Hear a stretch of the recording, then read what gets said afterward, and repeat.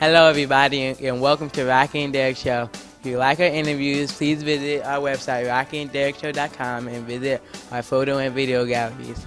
Today, we're interviewing Joe, who does. I'm the executive director of Forge Greensboro. Okay. What is the name of this business and what do you do? Can I grab that? The name of this business is Forge Greensboro, and I'm the executive director, which in my case right now is I wear a lot of different hats. But I'm really lucky here because this space has a lot of volunteers that do help me run this space from a day-to-day basis. Does it cost to join the Forge?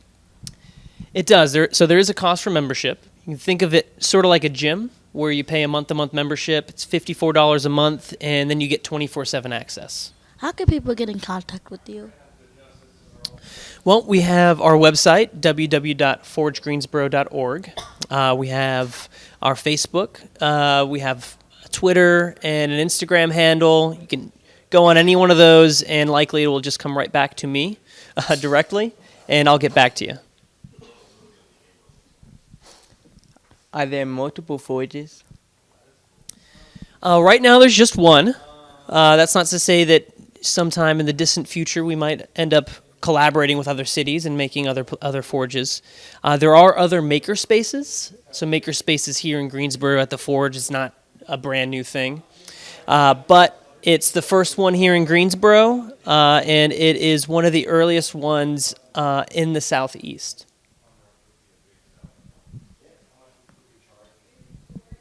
What do you like most about your job? The day-to-day distractions, keeping me from my job, I guess, are the most interesting things. There's a lot of people here doing really cool things, like shooting awesome shows, like Rocky and Derek, or, building BB-8 droids, or, making cool furniture. So those distractions, while they keep me from doing super exciting things like accounting or answering emails, my favorite part are those distractions. How long have you been working here? I think it's about 2.5 years now. I've been a member for about 4 years. I started because I was making backpacking hammocks. So lightweight hammocks that you throw inside a backpack and you go camping in. And I kept destroying my sewing equipment at home. So I heard about this space and heard about some industrial equipment and joined up so I could make more hammocks, really. And then I just have a problem saying no to cool things, and I volunteered a bunch, and I think I blacked out for a minute and then woke up, and I had a job. Do you have classes or workshops? We do. So we're offering a lot more classes and workshops now than we have ever before. We have a lot of really talented instructors. We just started doing a lot of classes in welding. We have a lot of classes in woodworking. We have a few classes in 3D modeling, some in laser engraving and 3D printing.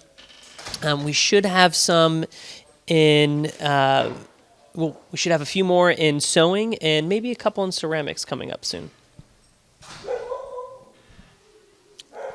How many members do you have? We have 180 members right now. We're looking to get to about 250 to where we're kind of at max for this building, and making a good amount of money with 250 members, paying dues each month. Where do you see Makerspace going in the next 5 years?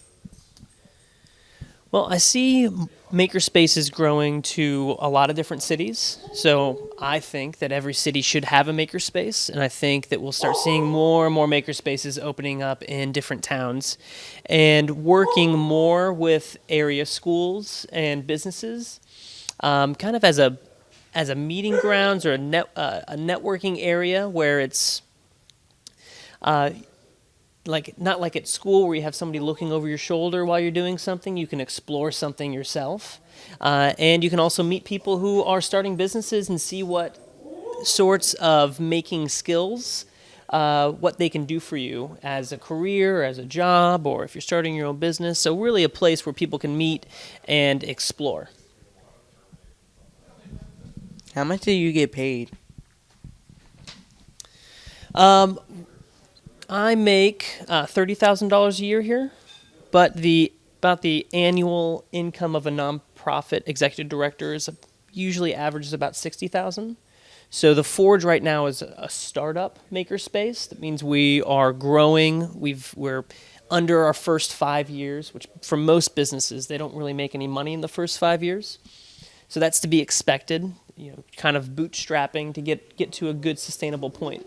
But in the next couple years, we plan on growing our classes, growing our membership to get to a point where we can afford another staff member. I can maybe get some health insurance, which would be awesome.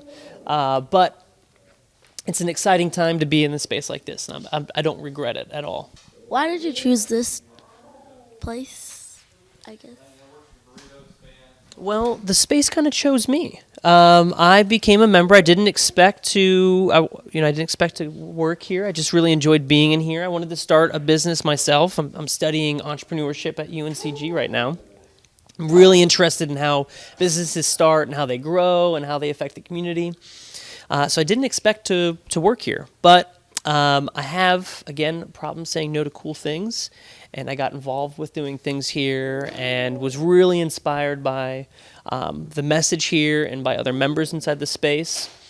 So when I heard that there was a position open, I applied for it, and I was fortunate enough to get accepted. Would you like to own the Forge one day? I don't think so. I'd like leading the Forge. I wouldn't like to own the Forge. The way it's set up right now is that it's a member-owned nonprofit.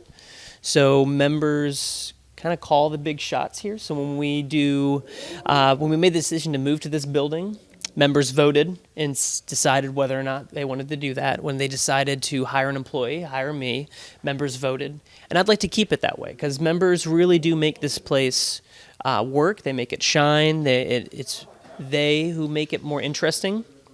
And I'd like to keep that feeling of pride and ownership with the members.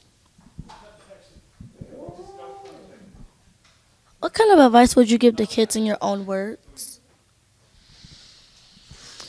Well, I would say explore without getting in too much trouble.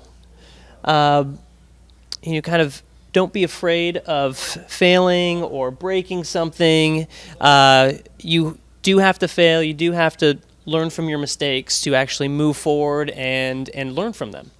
So if you are interested in making things, start taking things apart. Try to take pictures of them so you know how to put them back together. But don't be afraid of not remembering how to put it back together or not remembering what to do. That's the journey of learning. Well, that's it for today, guys. Make sure you give us a thumbs up, subscribe, comment, and if you want to become a sponsor, go to our website, Rocky and Derek Show. Goodbye.